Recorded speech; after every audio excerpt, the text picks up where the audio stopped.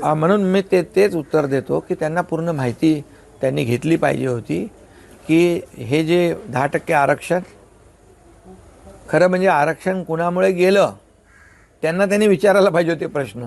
कसे फेल झालात तुम्ही?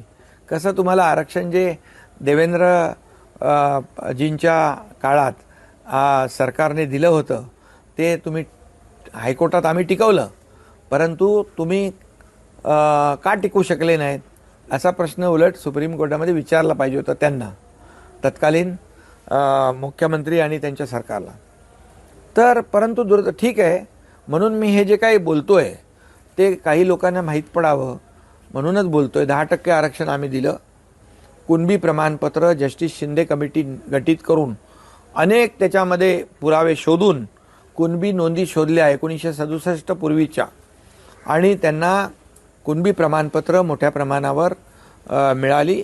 त्याचाही लाभ मराठा समाज या ठिकाणी घेतोय.